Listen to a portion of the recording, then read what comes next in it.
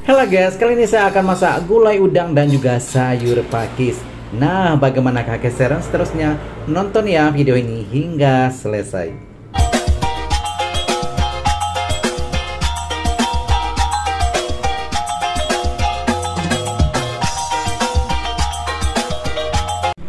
Assalamualaikum warahmatullahi wabarakatuh. Jumpa lagi dengan saya, Sazali. Nah guys, ini adalah bahan yang saya akan masak hari ini. Ada sayur pakis yang sudah saya bersihkan, kemudian juga ada udang.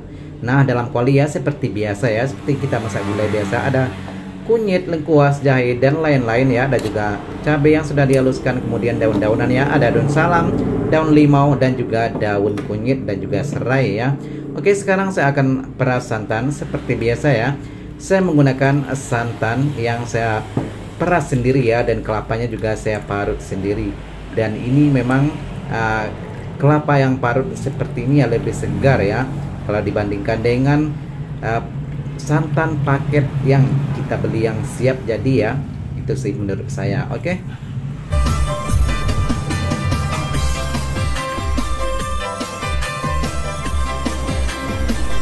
Oke guys, kelapa saya sudah selesai ya, saya ambil santannya. Nah, sekarang ya saya akan hancurkan semua bahan-bahan di dalam supaya menyatu ya dengan kuahnya.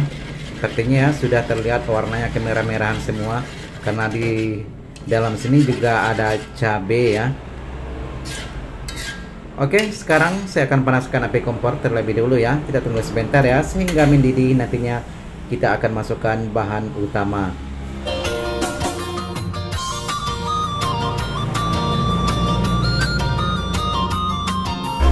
Nah guys, seperti biasa juga ya kita masak gulai ya, sekali-sekali harus dikacau ataupun diaduk juga ya kuahnya supaya tidak mengumpal ataupun pecah minyak. Dan kalau sudah pecah minyak ya, dan artinya masakan kita kurang enak ya. Oke, sekarang sudah pun cukup mendidih ya. Saya akan masukkan terlebih dahulu ini sayur pakis. Dan sayur pakis ini ya, kalau di tempat saya namanya adalah sayur paku ya bahasa Minangnya. Dan sayur pakis ini ya, ini adalah tidak beli ya, alias saya sendiri petik tidak jauh ya di belakang rumah di kebun sawit. Nah seperti itu ya. Dan ini adalah salah satu kelebihan ya kalau kita tinggal di desa ataupun di kampung ya.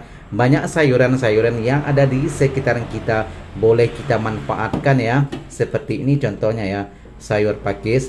Saya tidak beli, saya cari sendiri ya. Dan ini juga boleh dijual loh, karena ini adalah banyak ya di kebun ataupun di bawah, biasanya di bawah pohon sawit ya, karena saya sendiri pun ada pohon sawit ya. Dan di bawah itu ya banyak biasanya tumbuh sayur pakis seperti ini. Dan ini juga boleh kita petik kalau kita mau jual ya, boleh juga kita petik banyak kita jual. Nah seperti itu kira-kira ya. Oke, kita tunggu sebentar ya. Ini kelihatannya sudah pun mulai mendidih ya, sudah naik buihnya seperti itu ya. Dan saya juga akan terus kacau.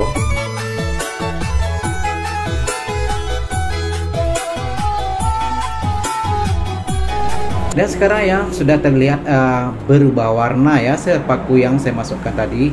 Dan saya akan masukkan udang yang saya masukkan adalah sebagai perencah saja ya. Dan sayur pakis seperti ini ya, kalau kita masak juga sangat sesuai kita masak dengan semua ikan.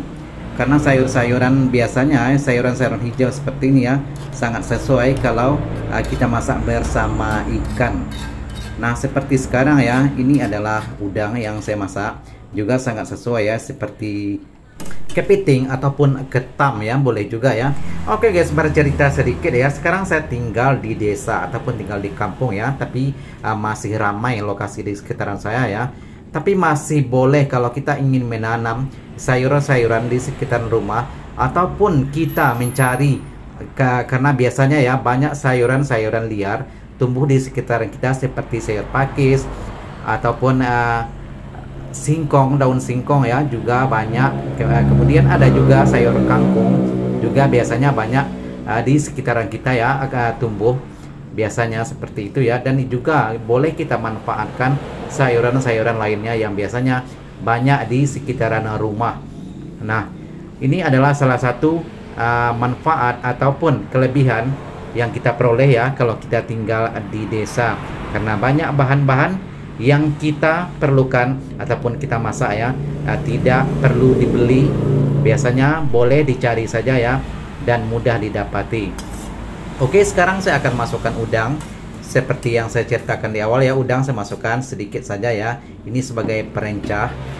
Nah, seperti ini ya kira-kira penampakan yang saya masak sekarang. Kita tunggu sebentar ya, karena proses udang nih masaknya tidak terlalu lama ya, sebentar saja. Dan udang ini juga saya sudah bersihkan ya, dan biasanya udang nih di bagian belakangnya ada seperti tali ya, ada hitam sedikit seperti itu ya. Dan ini saya sudah bersihkan, dan ini juga sisa dari saya masak yang kemarin-kemarin ya. Karena kalau saya masak itu tidak selalu campur ya masakan saya ya. Jadi tidak satu bahan saja yang saya masak, jadi saya campur-campur. Nah, itu adalah merupakan kesukaan saya ya. Kalau saya masak udang, umpama saya campur dengan sayur-sayuran, begitu juga dengan ikan dan juga ayam ya. Nah, seterusnya saya masukkan, ini adalah udang rebon. Udang rebon, udang sayur yang udang yang kecil-kecil itu ya. Saya juga masukkan sedikit ya, kira-kira 1 genggam. Ini juga aromanya sangat-sangat menggoda sekali ya kalau udang rebon ini kalau kita masak. Nah, kalau kita masak dengan sayur pakis ini memang sangat-sangat sesuai. Dan sayur pakis ini ya, kalau kita masak, kita jadikan rendang seperti sekarang ya. Ini adalah gulai. Kemudian kita keringkan seperti rendang, dan ini juga boleh disimpan lama ya. Boleh tahan 1 bulan, kira-kira seperti itu ya. Karena saya sendiri pun pernah mencoba ya. Dulu sewaktu saya bekerja di luar negeri, saya juga pernah bawa rendang pakis ataupun rendang paku ini ya. Dan memang rasanya ya memang sangat-sangat enak, dan ini juga boleh tahan lebih dari 1 bulan ya, seperti saya ceritakan. Dan ini berdasarkan pengalaman saya sendiri ya ketika itu. Oke, dan kelihatan ya sudah pun merah warna udang ya, dan artinya sudah hampir matang ya, sudah cukup matang gitu. Dan saya akan masukkan sedikit garam dan juga sedikit micin. Dan seperti biasa ya, boleh di skip bagi Anda yang tidak suka micin, boleh diganti dengan bahan lain yang biasanya Anda gunakan dalam masakan.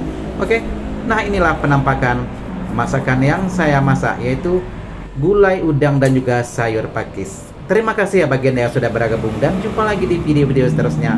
Assalamualaikum warahmatullahi wabarakatuh.